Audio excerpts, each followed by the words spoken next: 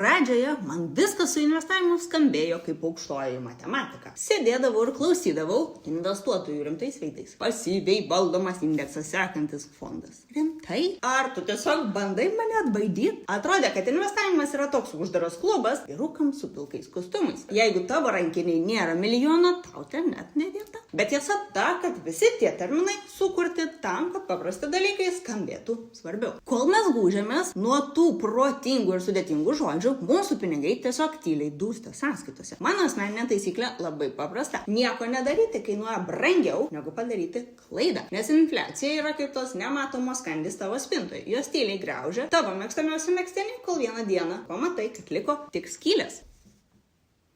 Investavimas yra tiesiog priemonė nuo tų kandžių. Paimkim tą baisų į ETF. Tai tiesiog saldainių asorti. Užuot pirkusi vieną brangų juodą šokoladą, tu nusipirki maišelį su įvairiausiais saldainiais ir šokoladais. Kažką skanaus savo tikrai išsirinksi. O tos sudėtinės palūkanos tai tiesiog sniego gniūžtė, kurią tu paleidi nuo kalno. Tau nereikia bėgti paskui ją iškišus liežuvį. Tau reikia tiesiog leisti jai riedėti. Kuo ilgesnis kalnas, tuo didesnė gniūžtė gausi apačioj. Kalnas tavo laikas. Viskas. Nereikia būti matematikos genijum, kad suprastum. Laikas čia yra tavo geriausias draugas. Man pavyko šitą paukščių kalbą išmokti. Pavyks ir mums. Kartu gali pradėti nuo mažų jaukių žingsnių, bet prašau, geriau pradėk. Tavo ateities aš tikrai nenori likti skylėtų megztinių. Pasidalink komentaruose, kuris terminas tau visą laiką skambėjo kaip didžiausias kosmosas ir pabandykim jį iššifruoti kartu.